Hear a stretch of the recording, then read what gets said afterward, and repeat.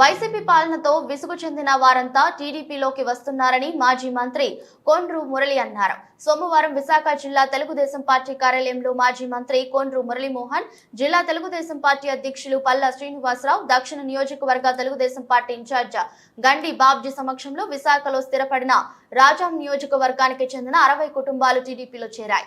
ఈ సందర్భంగా మాజీ మంత్రి కొండ్రు మురళి మాట్లాడుతూ రాష్ట్రంలో టీడీపీ జెండా రెపరెపలాడుతుందని, ప్రతి నియోజకవర్గంలోనూ వైసీపీ నుంచి టీడీపీలోకి చేరికలు జరుగుతున్నాయన్నారు. వైసీపీ ప్రభుత్వంలో నిత్యావసర ధరలు విపరీతంగా పెరిగిపోయాయని, జగన్ రాజధాని పేరుతో నాటకం ఆడుతున్నారని ధ్వజమెత్తారు.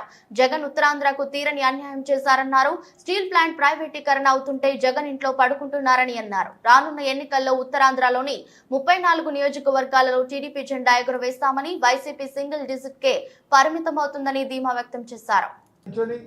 ప్రజల యొక్క గలమై నిరంతరం ప్రజా సమస్యలతో పోరాడి ప్రభుత్వం మీద ఒత్తిడి తీసుకొచ్చి సమస్య పరిష్కారం చేయడానికి తెలుగుదేశం పార్టీ నాయకులు, కార్యకర్తలు, ఆధినాయకత్వం ముందు ఉంటుందని చెప్పేసి భావించి ఈరోజు చాలామంది తెలుగుదేశం పార్టీలోకి వస్తున్నారు. ఈరోజు విశాఖపట్నం ప్రాంతంలో ఎక్కువ మంది స్థిరపడి ఉన్నారు.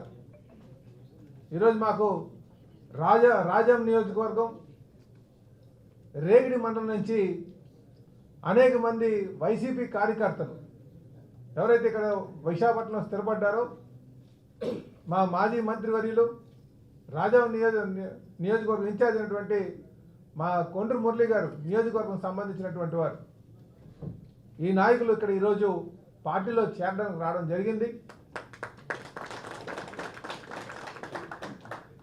వీళ్ళందరూ కూడా ఇటు పార్టీ ఆది నాయకుడి యొక్క ఆలోచన విధానం కావచ్చు, లేకపోతే స్థానికంగా ఉన్నటువంటి మురళీ గారి యొక్క ప్రజలకు అందుబాటులో ఉన్నటువంటి విషయం కావచ్చు, ఈరోజు తెలుగుదేశం పార్టీలో చేరాలి, మళ్ళీ అధికారంకి తెలుగుదేశం జనసేనను తీసుకురావాలి అనే ఒక ఆలోచనతో ఈరోజు ఇక్కడ వచ్చి తెలుగుదేశంలో చేరుతున్నారు.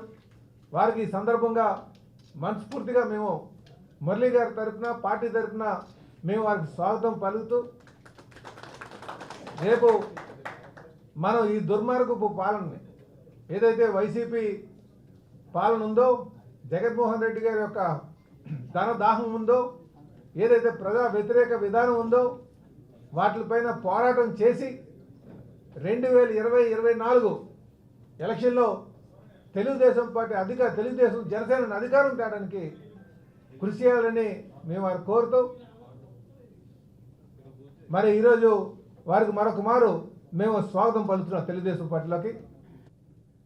ఏదైతే రాజధాని పేరుతో నాటకాలు ఆడాడో అది అందరూ కూడా ప్రజలందరూ తెలుసుకోవడం జరిగింది. ఆయన కోసం 450 కోట్ల రూపాయలు ప్రజాధనాన్ని వెచ్చించి నిరుపయోగంగా ఈరోజు ఋషికొండను నాశనం చేసి ఆయన కోసం ప్యాలెస్లు కట్టుకోవడం జరిగింది. ఇవన్నీ కూడా ప్రజలు గమనిస్తున్నారు. అలాగే విశాఖపట్నం సంబంధించి ఒక్క ఐటీ పరిశ్రమ రాలేదు సదా, ఉన్న ఐటీ పరిశ్రమలన్నీ కూడా ఈరోజు ఎత్తివేయడం జరిగింది. అలాగే మరి మేమందరం కూడా ఈ ఉత్తరాంధ్ర ప్రజలందరూ కూడా స్టీల్ ప్లాంట్ అంటే ఒక ప్రాణం, ఒక ఆత్మ. అలాంటి స్టీల్ ప్లాంట్ ఈరోజు ప్రైవేటేషన్ జరుగుతుంటే జగన్మోహన్ రెడ్డి ఇంట్లో పడుకుంటున్నాడు. జగన్మోహన్ రెడ్డి ఎంపీలు ఒక్కరోజు కూడా మరి మోడీని కానీ కేంద్ర ప్రభుత్వాన్ని కానీ పార్లమెంట్ని ఒక్కరోజు కూడా అడగలేదు, స్టాల్ చేయలేదు. ఈ అందరూ కూడా ఉత్తరాంధ్ర ప్రజలందరూ కూడా గుండెలన్నీ కూడా ఈరోజు చాలా చాలా బాధపడుతున్నారు. అంటే ఉత్తరాంధ్రలో ముఖ్యంగా మేమందరం కూడా విశాఖపట్నం మీద ఆధారపడతాం. అలాంటి విశాఖపట్నాన్ని పూర్తిగా నాశనం చేయడం, ఇక్కడ ఉన్న యువకులందరూ కూడా హైదరాబాదు, బెంగళూరు వెళ్ళే పరిస్థితి వచ్చింది. ఇవన్నీ కూడా గమనం పెట్టుకొని 34 సీట్లు కూడా తెలుగుదేశం జనసేన జెండా ఎగరవేయడం ఖాయమని కూడా ఈ సందర్భంగా తెలియజేస్తున్నాం.